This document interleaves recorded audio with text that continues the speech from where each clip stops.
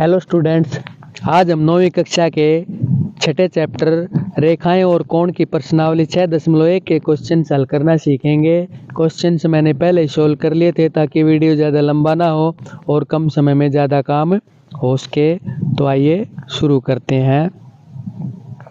इसका जो पहला क्वेश्चन दे रखा है, आकृति में ए बी और सी डी बिंदुओं पर यहाँ पे प्रतिच्छेद करती हैं। यदि AOC और BOE यानी AOC और BOE इनका जोड़ यहाँ पे 70 डिग्री दे रखा है और BOD यानी ये वाला जो कोण है BOD ये 40 डिग्री के बराबर है। तो BOE और प्रतिवर्ती कोण COE यहाँ पे हमने ज्ञात करना है। अब जो स्टेटमेंट के अंदर जो दे रखा है उसको हम यहाँ पे लिख लेते हैं। AOC जमा BOE बराबर 70 डिग्री, इसको एक नंबर समीकरण मान लेते हैं।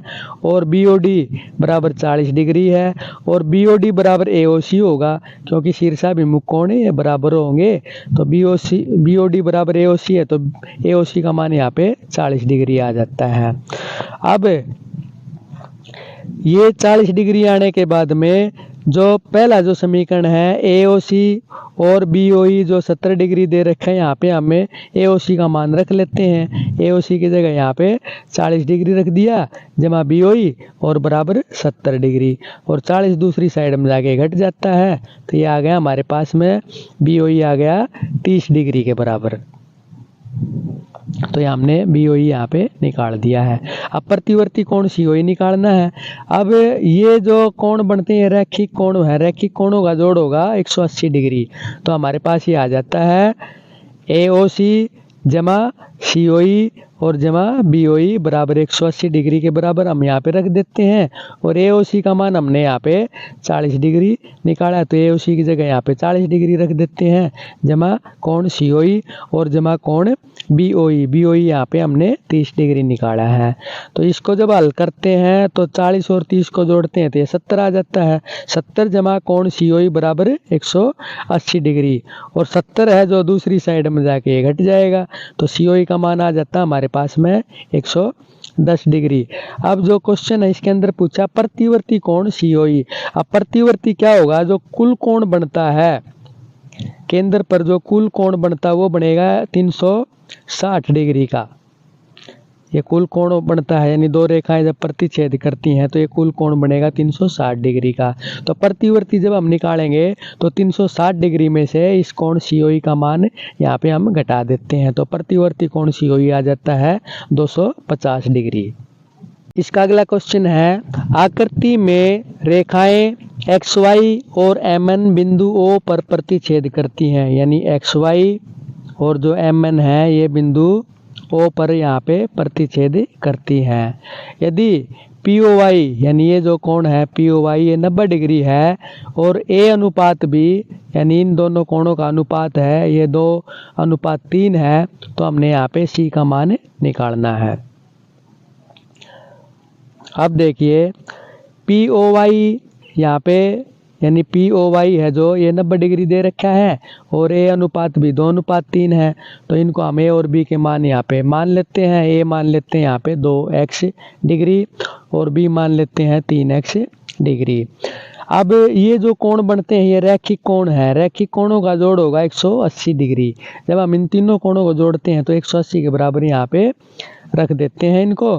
तो A जमा B जमा कोण POY यानी A जमा B जमा कोण POY बराबर 180 डिग्री और A हो गया यहाँ पे हमने माना है 2x और B को माना है 3x और POY स्टेटमेंट में दे रखा है 90 डिग्री और बराबर 180 डिग्री के आ जाता है इनका जोड़।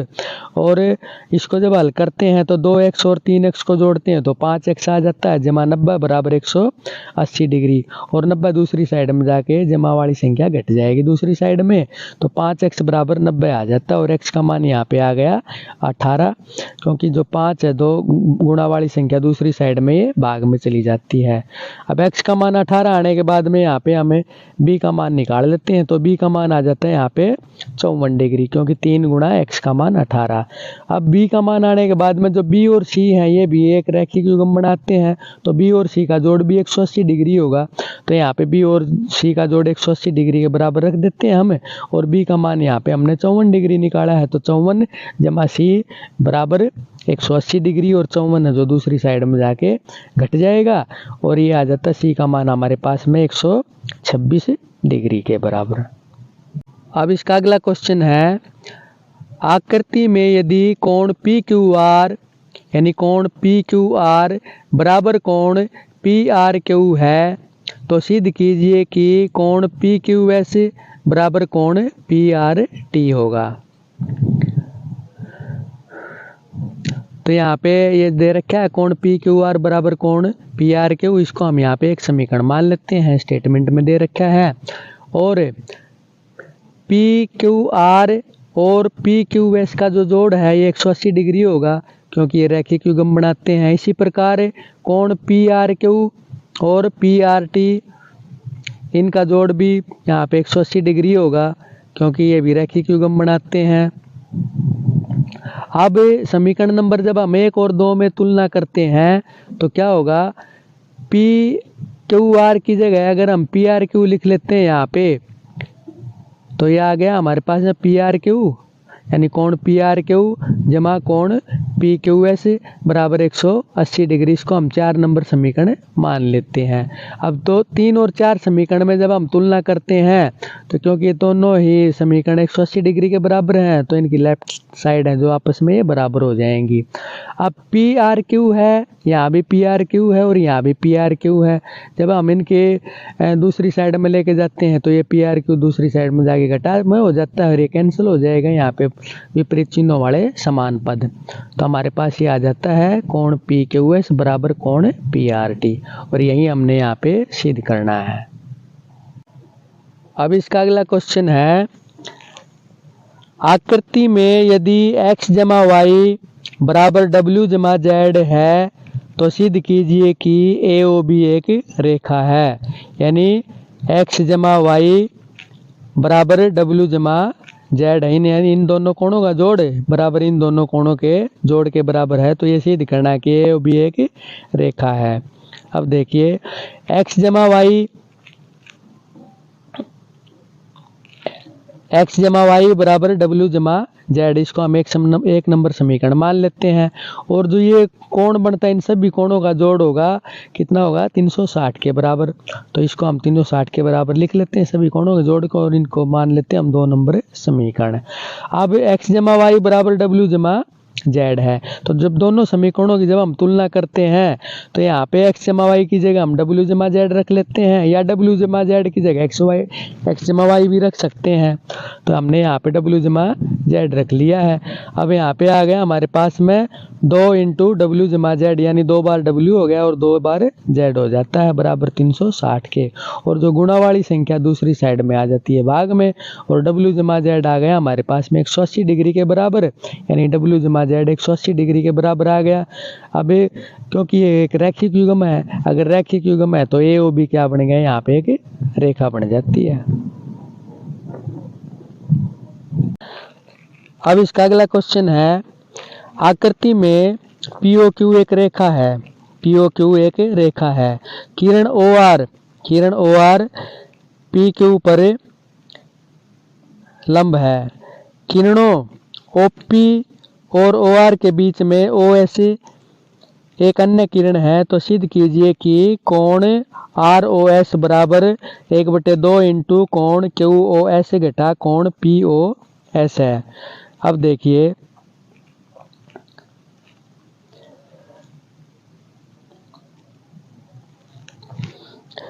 ओ आर पी क्यू के ऊपर लंब है, इसलिए कोण पी ओ आर और कोण क्यू ओ आर 90 डिग्री के होंगे। यहाँ पे हम इसको 1 नंबर समीकरण मान लेते हैं। और अब जो आर ओ एस हमने निकालना है, यानी लेफ्ट साइड में आर ओ एस दे रखा है, तो आर ओ एस निकालने के लिए हमें आर ओ एस किसके बराबर हो जाएगा, अगर इस कोण से हम यहाँ पे निकालना चाहें तो ये हो जाएगा आर ओ एस बराबर कोण पी ओ आर यानी पी ओ आर इस पूरे कोण में से अगर हमें इस पी ओ एस को घटा दें, अगर इस पूरे कोण में से यानी पी ओ आर में से इस पी ओ एस को घटा दें तो आर ओ एस बच जाएगा, ये वाला कोण। तो ये हो जाता है हमारा, यानी कोण आर ओ एस बराबर कोण पी ओ आर घटा कोण पी ओ एस। ये 2 नंबर समीकरण हम इसको मान लेते हैं। अब समीकरण नंबर 1 और 2 से जब हम देखते हैं तो पी ओ आर है जो, यानी पी ओ आर 90 डिग्री के बराबर है, तो पी ओ आर की जगह हम यहाँ पे 90 डिग्री रख देते हैं और इसको 3 नंबर समीकरण मान लेते हैं। यानी आर ओ एस हमारे पास आ जाता है 90 डिग्री घटा कोण पी ओ एस, ये 3 नंबर समीकरण। अब इस साइड से अगर हम आर ओ एस निकालना चाहें तो ये हो जाएगा कोण क्यू ओ एस, यानी इस पूरे कोण में से अगर हम इस कोण क्यू ओ आर को घटा दें तो आर ओ एस बच जाएगा हमारे पास में, यानी कोण क्यू ओ एस, पूरा कोण क्यू ओ एस, इसमें से कोण क्यू ओ आर घटा देते हैं। तो ये घटाने के बाद में हमारे पास आ जाता, ये आ जाता कोण आर ओ एस बराबर कोण क्यू ओ एस घटा कोण क्यू ओ आर, और क्यू ओ आर है जो, क्यू ओ आर है जो ये 90 डिग्री के बराबर है, तो क्यू ओ आर की जगह यहाँ पे 90 डिग्री हम रख देते हैं, इसको समीकरण नंबर 5 मान लेते हैं। अब समीकरण नंबर 3 में हमने आर ओ एस निकाल लिया और समीकरण नंबर 5 में आर ओ एस निकाल लिया है, तो दोनों समीकरणों को हम यहाँ पे 3 और 5 को जोड़ देते हैं। जब इनको जोड़ते हैं तो हमारे पास ये आ जाता है, यानी लेफ्ट साइड लेफ्ट में जुड़ जाएगी, कोण आर ओ एस जमा में कोण आर ओ एस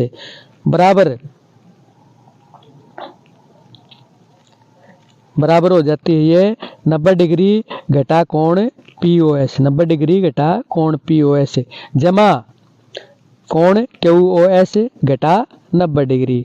अब 90 में से ये 90 जो है घट जाएगा क्योंकि विपरीत चिन्ह है, तो हमारे पास आ जाता है ये 2 कोण, यानी 2 बार है ये 2 कोण आर ओ एस बराबर कोण क्यू ओ एस घटा कोण पी ओ एस, और जो 2 है गुणा वाली संख्या दूसरी साइड में ये भाग में चली जाती है, तो ये आ गया हमारे पास में आर ओ एस, यानी कोण आर ओ एस बराबर 1/2 इंटू कोण क्यू ओ एस घटा कोण पी ओ एस। यही हमने यहाँ पे सिद्ध करना है। अब इसका अगला क्वेश्चन दे रखा है, यह दिया है कि कोण एक्स वाई जेड, यानी कोण एक्स वाई जेड बराबर 64 डिग्री है और एक्स वाई को, यानी एक्स वाई को बिंदु P तक बढ़ाया गया है। दी हुई सूचना से एक आकृति खींचिए, यदि किरण वाई क्यू, यदि किरण वाई क्यू, यानी ये जो किरण है वाई क्यू कोण जेड वाई पी को, यानी कोण जेड वाई पी को समद्विभाजित करती है, इनको समद्विभाजित करती है, तो कोण एक्स वाई क्यू, यानी कोण एक्स वाई क्यू ये हमने निकालना है, और प्रतिवर्ती कोण क्यू वाई पी, यानी क्यू वाई पी जो ये कोण है इसका प्रतिवर्ती कोण हमने निकालना है। अब देखिए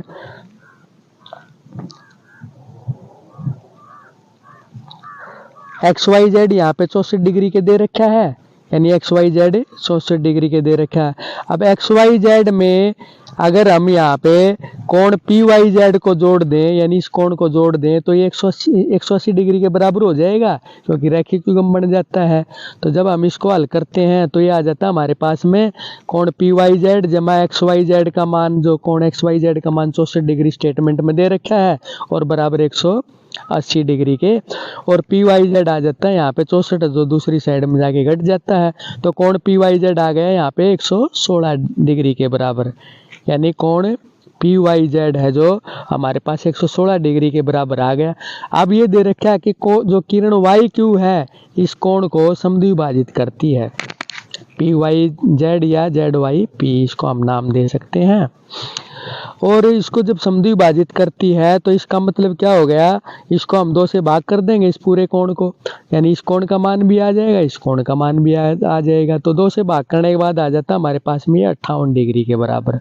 अब प्रतिवर्ती कोण यानी क्यू आई पी है जो इसका प्रतिवर्ती कोण निकालना हमने। अब क्यू आई पी आ गया हमारे पास में यहाँ पे 58 डिग्री के बराबर, तो प्रतिवर्ती निकालने के लिए क्या करेंगे, पूरा कोण जो संपूर्ण कोण होता है 360 डिग्री का, उसमें से हम इस कोण को घटा देते हैं, तो हमारे पास ये आ जाता है 302 डिग्री।